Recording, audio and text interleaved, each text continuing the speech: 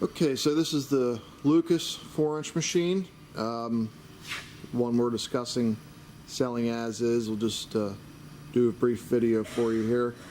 We took the digital readout box out, plugged it in. X is the table, which obviously you can't see operate because the table scale's not on it. Y is the head, which is correct for a boring mill, and Z is going to be the saddle.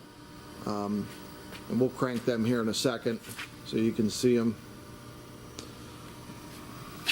There's a shot of the bottom of the base here under the headstock.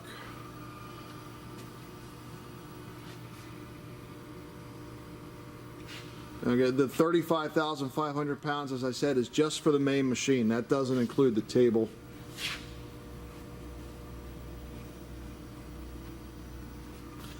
With the top guards here, it's hard to see the weight condition on the saddle.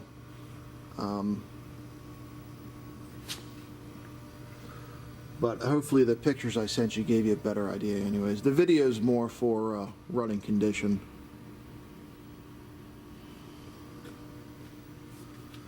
And then obviously there's the books that we have. That's where the table would go. These buckets here are full of this quick change tooling, which will go with the machine.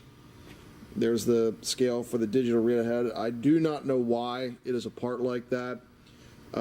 Possibly they took it apart, possibly they damaged something doing it. So you would just have to deal with that as, you know, the way it comes to you. Go from there.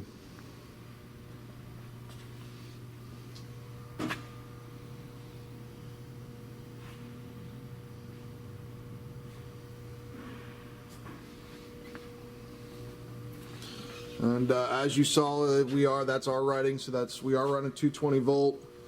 You know, like I said, there's that transformer there in the kind of center frame just takes the main voltage and converts it to control voltage. Usually they can be 220 or 440, but the kicker here is making sure that main motor and these two other pump motors here are both dual voltage. If any one of them is not dual voltage, then you won't be able to change the voltage easily without either replacing one of those motors or rewinding them or something like that. That's why I said a transformer really is, I think, the best option to just solve it, and then you don't have to tear anything apart. There's a scale.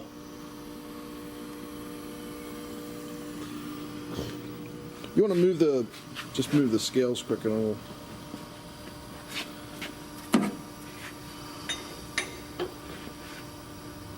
Okay, there's Y reading, so that's the head moving up and down. All right.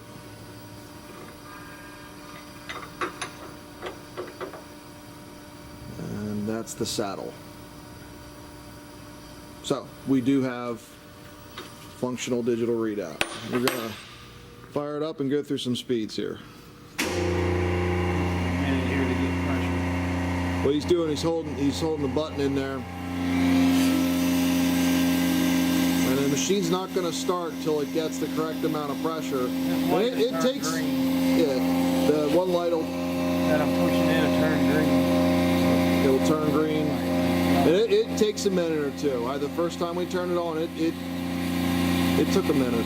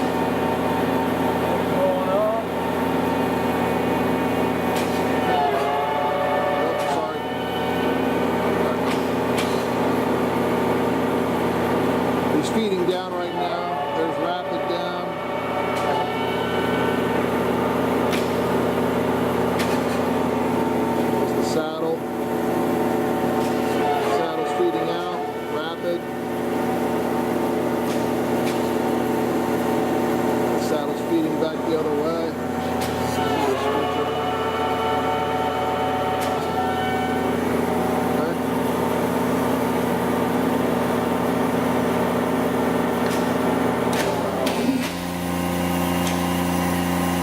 That knob right there is high, medium, and low range. Right, that's medium. It is hard to see.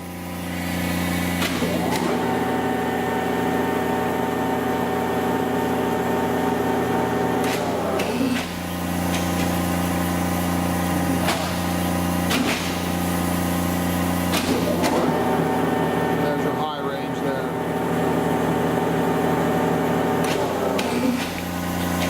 What you're going to do is go back to lower, medium range, and then you change the individual speed with the gear changes down there.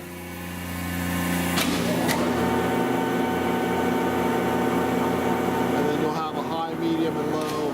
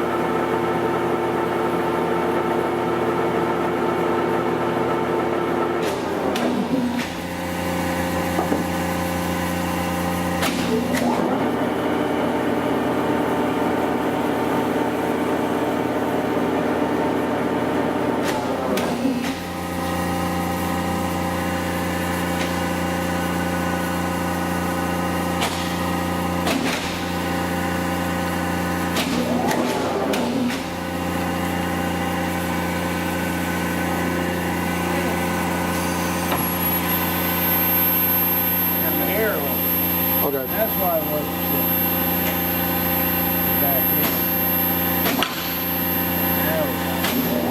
Okay. Good. For a second, I thought I might have to stop and redo this. We made a little mistake.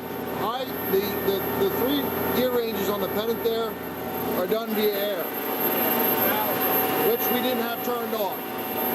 This is all mechanical change down here. The air is back there. We didn't have the air on. You probably noticed it wasn't shifting quite right before. We'll go through this a few times for you now.